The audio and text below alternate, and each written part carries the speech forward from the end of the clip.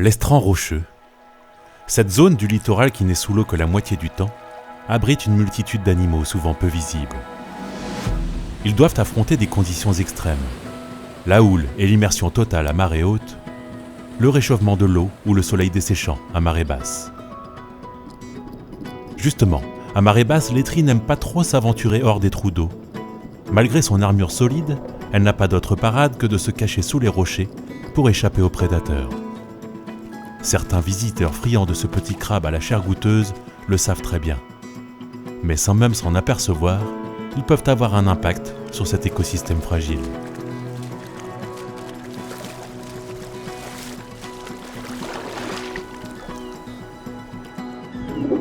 Ah, en voilà une. En voilà une. Donc celle-ci, elle fait 6 cm, alors qu'elle doit faire 6,5. Donc je vais la remettre à l'eau. Voilà, tu peux retourner dans ton élément. Alors, est-ce qu'il y en a d'autres?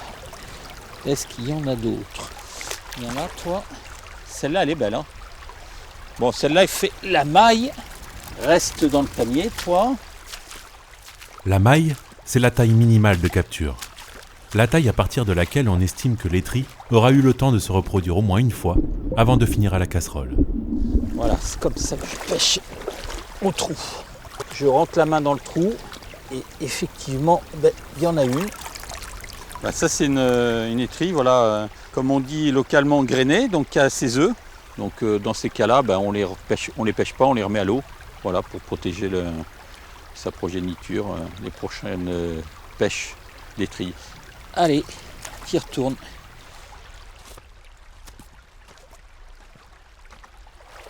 Si l'étrie peut s'échapper lorsqu'on retourne un rocher, ce n'est pas le cas pour tout le monde. Une multitude d'espèces sont fixées sous les rochers et ne peuvent pas vivre hors de l'eau. Alors, sans même retourner le caillou, nos pêcheurs ont des techniques de pêche plus douces pour déloger l'étrie.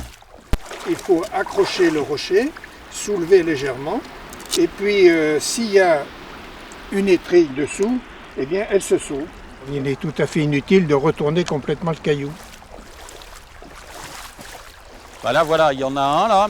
Donc ça, c'est un caillou justement qui a été retourné et qui a été laissé à l'envers. Alors, on peut voir la différence avec l'autre côté.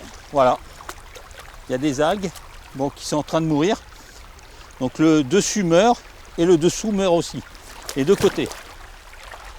Globalement, je ne les retourne pas ceux-là parce qu'il n'y a plus rien dessous. Je sais qu'il n'y aura pas de crabe dessous. Moi, je suis très content. Il y a une quinzaine de crabes. Je trouve que c'est des beaux spécimens. Hein. Donc, ouais, ça va faire une bonne cuisine, comme on dit. Voilà. Les quantités autorisées varient en fonction des régions. Mais mieux vaut adapter sa pêche à ce que l'on consomme réellement. On n'est pas des viandards, comme on dit, vous savez, le terme local.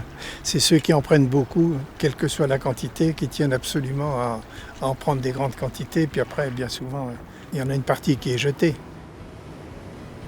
En respectant les bonnes pratiques de pêche, chaque pêcheur à pied préserve la ressource et le milieu marin.